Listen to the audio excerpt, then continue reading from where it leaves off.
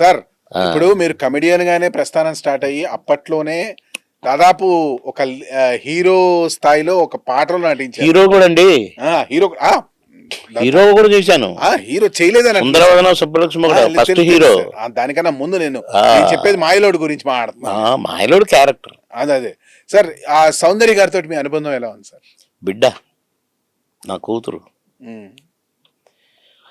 నా కూతురనే పిలుచుకునేవాడిని నేను. వాళ్ళ నాన్న వాళ్ళ అమ్మ కూడా పర్మిషన్ ఇచ్చారు నాకు, నీ కూతురు తీసేసుకోమని.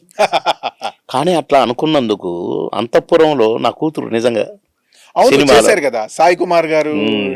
ఆ డైరెక్టర్ గారు ఏమన్నా కృష్ణవంశ్ గారు, మీ పాప కదా అంటే బంగారు పాప అని పిలుచుకునేవాడిని నేను.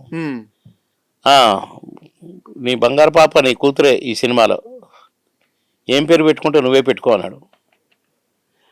కాదు సినిమాలో పేరు లేదా అంటే, నేను పెట్టలేదు, కావాలని నీకే వదిలేసినది, నువ్వే పెట్టుకుంటే బంగారు పాప అని పెట్టుకున్నాగా నేను. బంగారు పాప ఎంత చక్కగా ఉంది అసలు, అప్పట్లోనే ఎంత బాగా తట్టింది మీకు అసలు.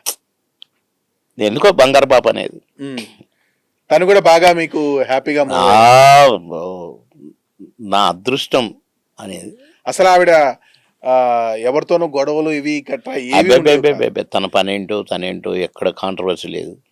కానీ మోహన్ బాబు గారితో ఏదో చిన్న వివాదం ఉంది. లేదండి, లేదు లేదు, చాలా బాగా ఉండేది. మోహన్ బాబు గారు ఎవరితోనో ఏమన్నా ఉంటే ఏమో మనకు తెలియని విషయాలు కానీ అయ్యి, సౌందర్యాన్ని ఎంత లైక్ చేసేవాడు. సౌందర్యాన్ని వాళ్ళ అన్నని చాలా రెస్పెక్టబుల్గా లైక్ చేసేవాడు. సాక్షి టీవీ ప్రసారాలను నిలిపివేయడం చట్టరీత్యా నేరం.